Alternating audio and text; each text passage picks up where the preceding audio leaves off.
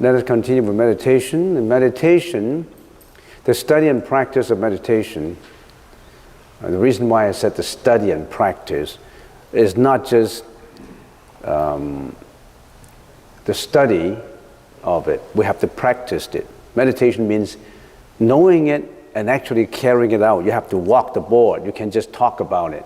So I said the study and the practice of meditation can be examined in two parts, major parts. Very quickly, let's do a review. It's concentration and contemplation. And contemplation, sometimes we refer to it as introspection. Introspection is a better word than contemplation, as a matter of fact. Concentration, we practice anapanasati, and we already explained what is anapanasati. And for contemplation, we practice satipatthana. And satipatthana, of course, the major portions of satipatthana, it's the four introspections of the mind that we already have talked about in detail, and we're not going to do it again. So let's get on to the next one. So we say meditation, in and out breath, and we call it anapanasati. That's what the Buddha taught us. And of course, nowadays, a lot of people, they may have studied the Buddha's teaching, and then they mixed in their feelings about it, their practice about it, and they may say, this is our practice, my practice meditation. But everything actually flows from what the Buddha was talking about.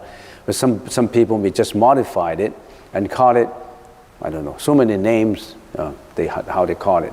So we call it in and out breath meditation, and which includes, of course, again, concentration and contemplation. And in concentration, because now we emphasize on the in and out breath meditation, so how do we deal with the breath? That we've been talking about concentration, the counting, the following, and the stabilization. We talk about counting in detail. How do we count from 1 to 10? And not until we reached the well done portion, the complete portion, the satisfactory and well-controlled target of counting, we won't continue. In other words, you have to be successfully completing the course. You have to graduate from counting before you go into following. And we'll already talk about that in detail. Then you have to graduate from the school of following before you get into stabilization. So counting, following, and stabilization is the concentration part, which is the samatha part. And then the introspection is, the contemplation includes the introspection, returning, and purification. So these, if you talk about meditation and you don't know about these, you're not meditating at all.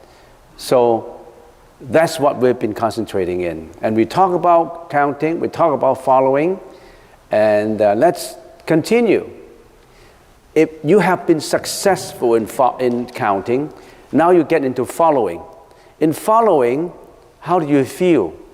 How do you cultivate it? We already talked about. How do you feel when you successfully complete your following procedures? You will be aware of the breath is coming in. You'll be aware that the breath is going out.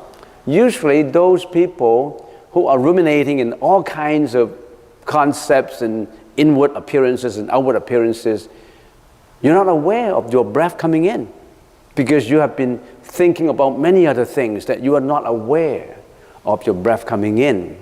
So you should be aware of your breath coming in. That's the reason why some people say meditation, the purpose of meditation is to create your awareness. People who committed crime, they're not aware of the consequences. They are not aware of what they're doing. They just work on impulse, work on anger, work on jealousy, hatred, you name them. They're not aware that what they're doing bring a lot of dire, fatal consequences. So you should be aware. You must be aware of your breath coming in, aware of your breath going out. In following, we already said counting. You must be aware the breath is long or short. The breath is coming in is long or short awareness, the breath permeates the body. You know that your breath now gets into your throat, and then you get into a lung, and from the lung it goes on to every part of the body. You partially visualize the permeation of the breath into different parts of the body. So meditation is interesting, it's demanding, it's effort supplying, it's training. Just like when people play soccer ball, those people who are really expert in it, they are training, they receive training every day.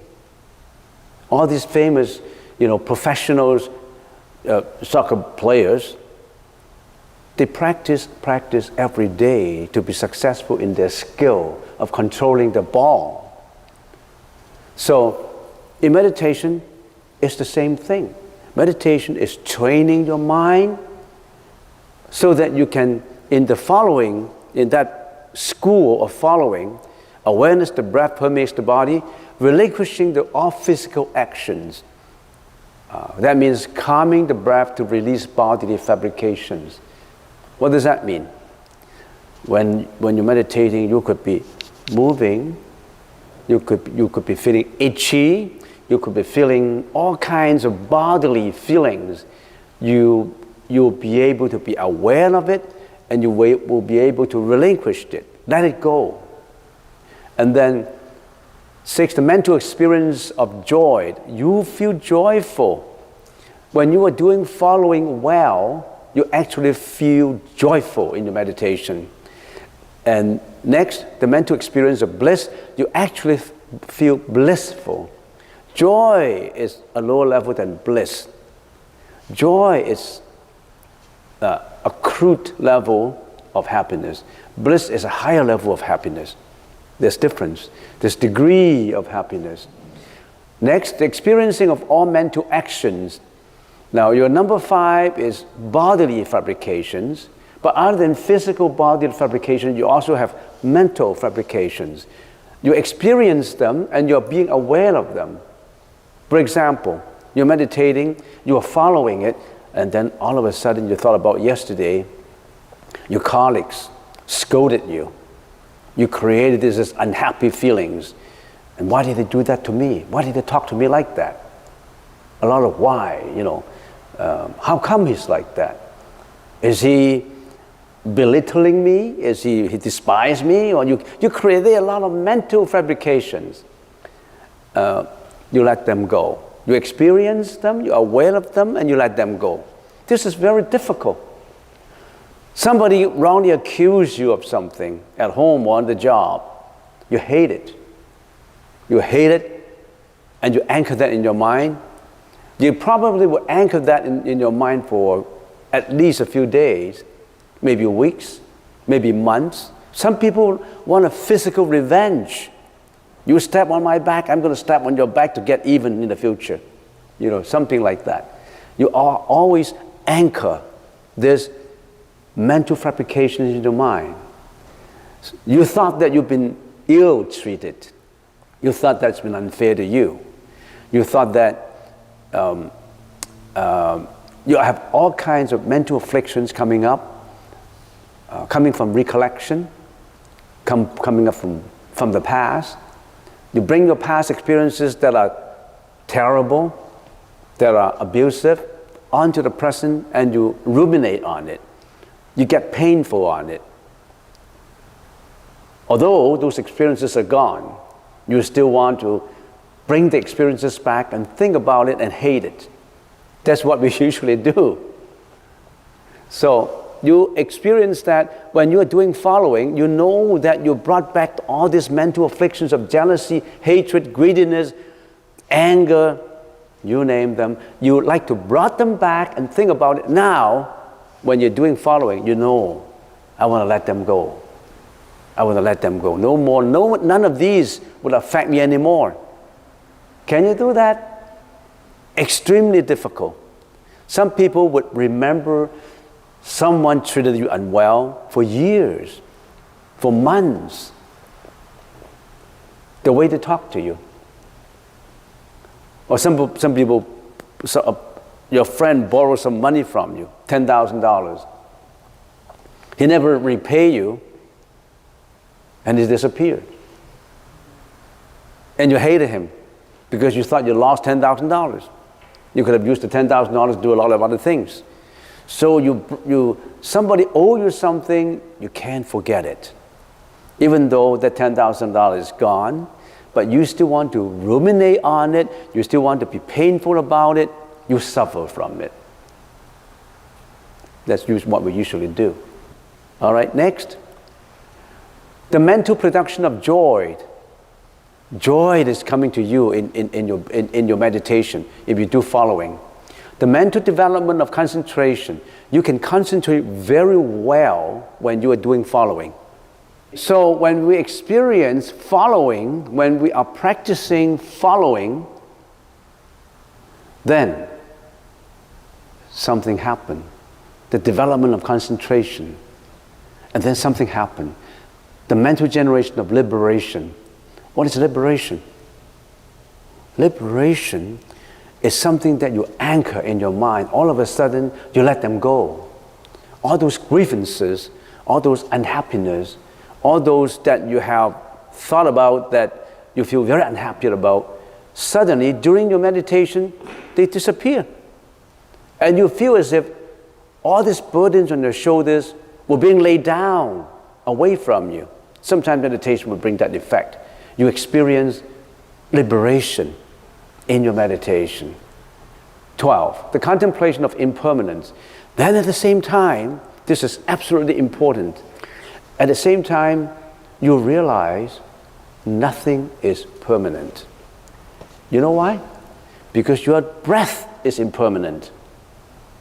Every action in your body is impermanent. Every breath is changing. There's no breath in you that is not changing. Then you know that the changeability is an accepted fact in life. Everything changes. So you cannot make things unchanged. You can't say, yesterday's happiness, I want to lock it in every day I will feel happy. I want to lock in my happiness. Can you lock in your happiness? You say, I want to lock in my sadness. Can you lock in your sadness? Because you know that everything is changing. So if you experience a failure in life, you say, I'm going to commit suicide. No, it's going to change. How do you want to change? So you walk your own life. The destiny is in your own hands. Do you want to change? I don't want to change. If you don't want to change, you're not liberated. Well, I don't allow changes. You have no right. You have no control. You have no power to allow unchangeability because everything is impermanent. Have you thought of one thing that is permanent that will not change? No. So if you fail, if you're unhappy, don't give up because tomorrow is another day. So if you're going stormy weathers now, who knows? Tomorrow will be sunny. So what exactly benefits us by knowing impermanence? People say, in this life, then I should know impermanent, then I won't feel unhappy. I keep on making my money, getting my reputation, make more money, every way make more money. It's changeability anyway. Yes, I make more money. But have you ever considered the impermanence of your own life? The Buddha has. The Buddha said nothing is impermanent. Nothing is permanent. Everything is impermanent. That's why we are rotating in reincarnation all lives. Can we go beyond changeability? Can we go beyond samsara of rebirth and life and death? Sakyamuni Buddha ventured into that spiritual level where you are beyond changeability. Because impermanence always makes you unhappy. Changeability always makes you unhappy. Your marriage has changed. You divorce. Something happened in the family. Everything changes. Makes you very, very unhappy. Do you want to go through the same rebirth in life and go through the same kind of unhappiness? The Buddha said, there's a way to get out. Liberate yourself completely from it. Get out from life and death. Get out from samsara. But you got to practice it to get out, not just talking about it.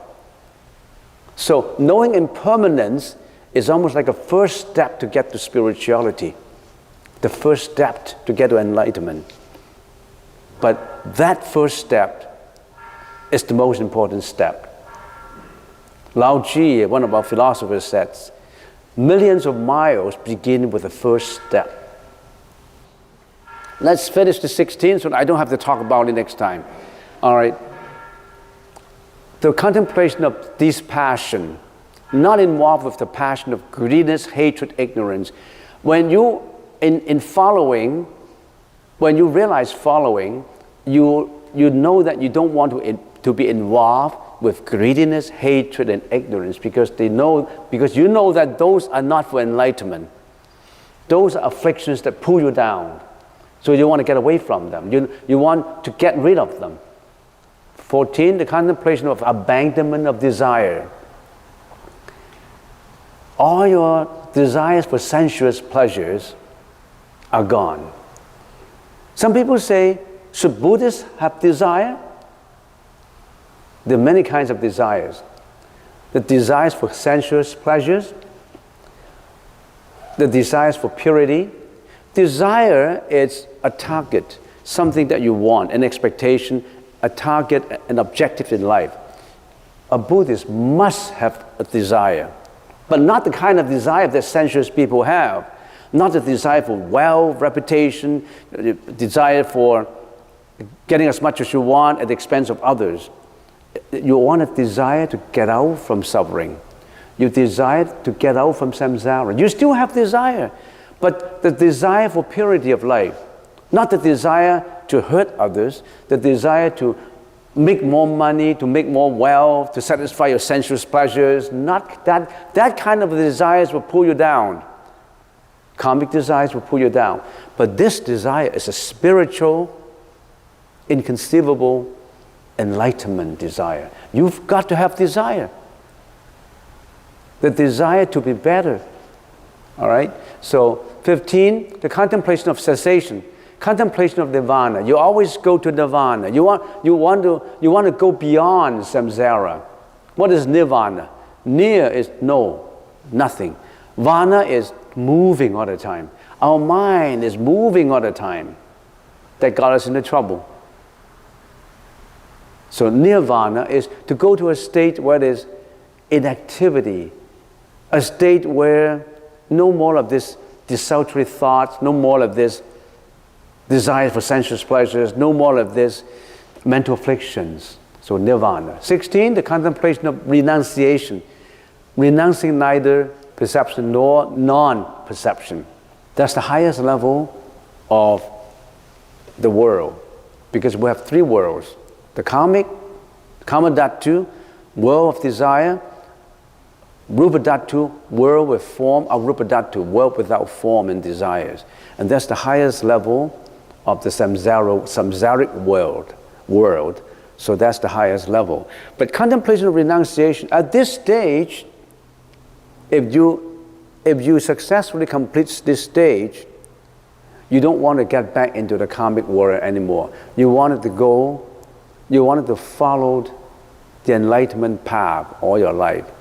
Many people who arrive at this point, they would become a monk or a nun or a hermit or I don't know, an ascetic, but not the ascetic in such a way that only emphasizes the hardship. The ascetic is a way of life that is aiming at purity. So renunciation of worldly pleasures. Those are the 16 realizations. So if you graduated from the school of following, you will arrive at the 16. So some people say, what do I get from here? I'm at this meditative level. Where do I from here? This is a checklist. Have you got this? If you have got this, you are successfully completing the course of following. Then what do you go? You go to the next step, which is stabilization, which we'll be talking about next time.